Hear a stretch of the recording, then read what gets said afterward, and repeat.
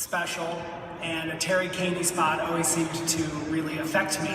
So when he asked me to assist on a project, I gladly accepted. I diligently loaded up the 3/4-inch dailies, and he told me he was going to start working in the morning, so I thought, I'm going to edit this commercial myself. And I stayed that night, and I started looking at the footage, and I quickly realized that this commercial that he got in actually wasn't a special Terry Kaney commercial, it was just a regular commercial. And I was going through it, and the acting was okay, and the writing was okay, and I ended up cutting a 36-second mediocre commercial. So in the morning he came in, and he starts cutting, and I sit behind him, and I am surprised to find that he is editing a very different commercial. His commercial has some sublime acting in it, with subtle looks and glances and raises of eyebrows, and the commercial he's cutting has fantastic writing, and there's these pauses and this that are giving weight to the words and the placement and the dramatic cadence to it. And the commercial he's cutting is about the story, about these people and these characters. And I realized that it's a very different commercial than the one I was cutting, that he was cutting a Terry Kaney commercial. And I realized that the craft of editing that he was bringing to the table was not about just putting it together, that he was creating something, and that lesson really changed my entire career path.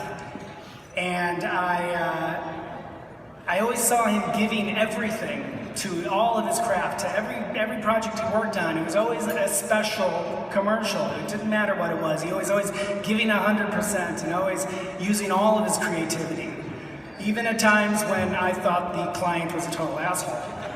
And his lesson stayed with me, and even though he hasn't been editing for a number of years, I think that we're all lucky that the Terry Kaney commercial still exists, because we have a record of all of his work, and we have a little reel that we're going to show you now of it.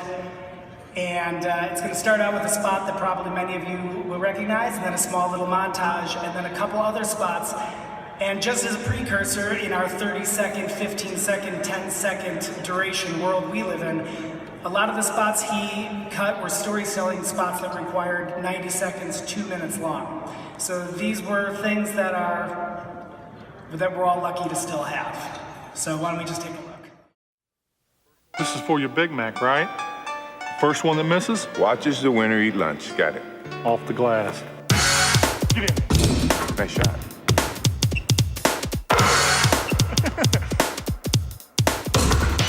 One knee. Which knee? Get in there.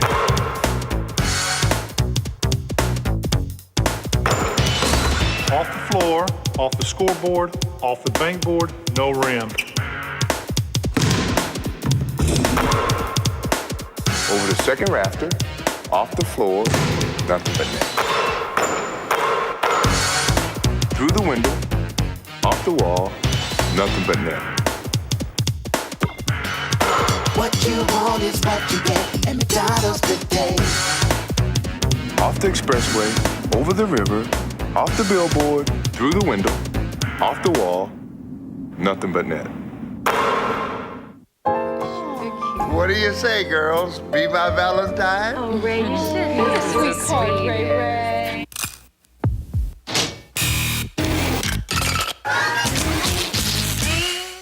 Commonwealth Edison. We're everywhere when you need us.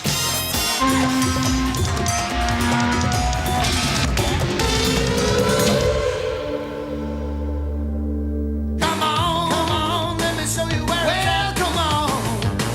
Cold Miller Lite, I like it like that. Hey, Hannon, lunch. Hey, all right. No. I mean, see what everybody wants. I was feeling pretty good when I saw my boy Joe in that new Oldsmobile. This is not your father's Oldsmobile. He says to me, this kid, Grandpa? Grandpa, this year, will you get me a moose? Where I gonna get a moose? Sure you got enough candles on that one? Watch your mouth, boy. You still got it. Yes.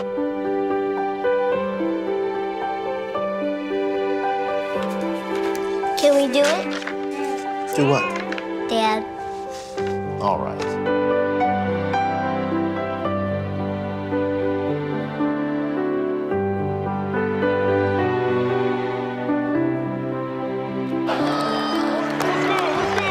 Man, you guys are doing a great job out here.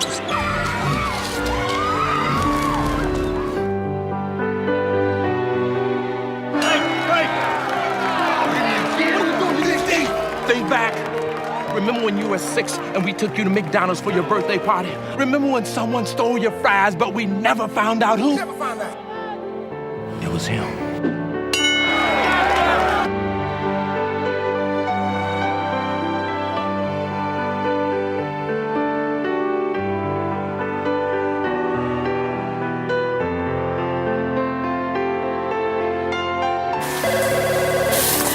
What if it's him?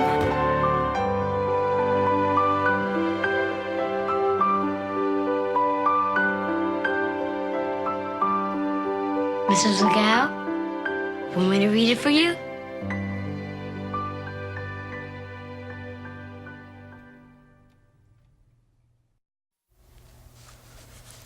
Honey? Honey? What? What's wrong? Honey, I can't sleep. What's the matter? I don't know. I worry we're drifting. Drifting. What, like a boat? No, apart. I mean, all we ever talk about anymore is the bills and work I and know, the but kids. that's just natural. That's just where we are in our lives, that's all. And you never talk to me anymore. What do you mean I never talk to you? I'm talking to you right now. No, I mean like you used to. What do you mean? You know. You never talk to me in that special way like you used to. I know, but we were younger then. We were in college. See, that's what I mean. We're drifting.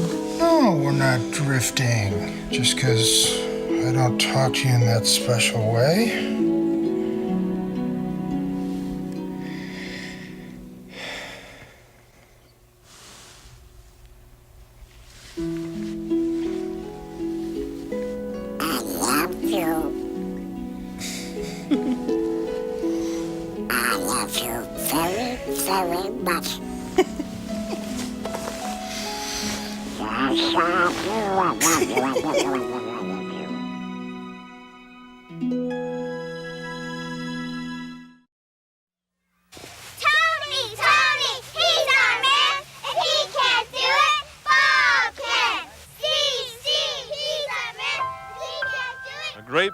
Said, winning, gentlemen, isn't everything. It's the only thing. Look! A grasshopper! I formation, 34 sweep on 2. Got it? Just give the ball to Matt. Tell him to run toward his daddy. Got it?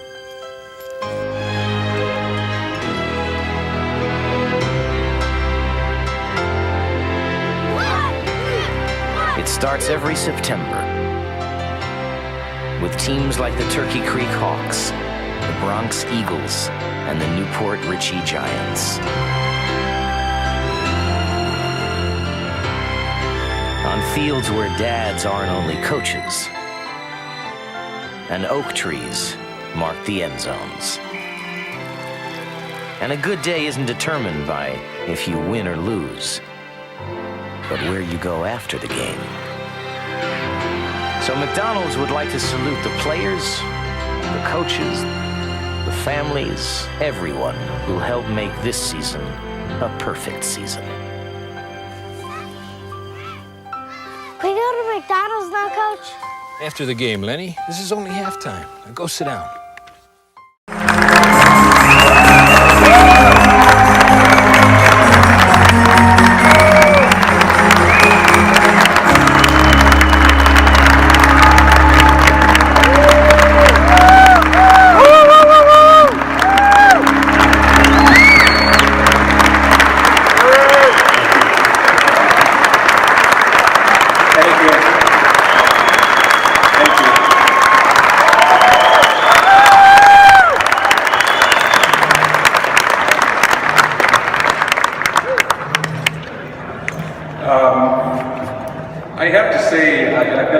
business now for 10 years, and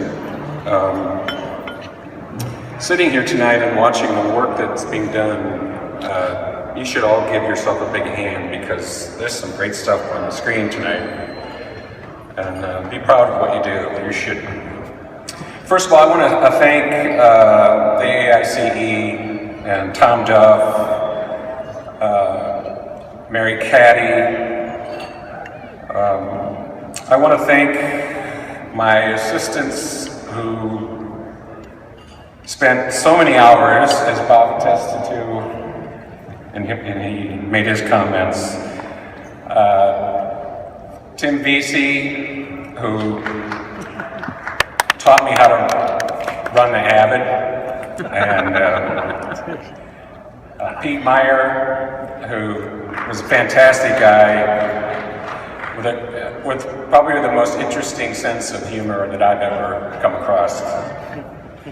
Bob Ackerman, who was my assistant, and a lot of long conversations with Bob about whether he wanted to stay in the business or not. And I remember a particular meal over sushi in LA, and I told Bob, I said, you know, I think you have potential to be a really, really good editor, and you just got to apply yourself. And thank God he applied himself.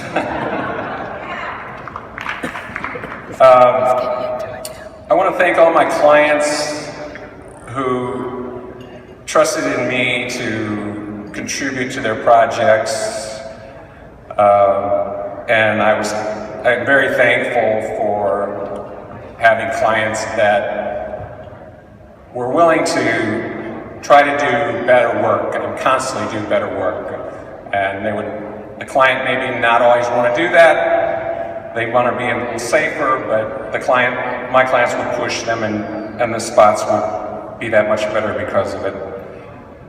I want to thank Joe Pitka, mainly for being Joe Pitka. So, one of the best there is. And then there's three people that I need to thank that were main people in my life. First is my brother Gary, who opened my eyes to the world of advertising and post-production in particular. And I thank him for that, because without it I'd still be teaching history somewhere and not standing up here in front of you guys. Another person I have to thank, a fellow Hall of Fame editor, Bob Blanford, who taught me everything I know about editing and a lot about life. His partners, his brother Dick and Jerry Hastings too. And the third person I need to thank is Rick Ledyard. Rick and I had a very interesting relationship, and one that wasn't always a lot of fun for either one of us. We were kind of went back and forth on a lot of issues, but Rick was the only man that fired me twice. So I thank him for rehiring me twice. But seriously, he built an environment at Avenue Edit that was so easy to work in, and I just thank him for that. One of the most unique people I've ever met in terms of somebody who's actually running a company and is a boss. He's an amazing guy.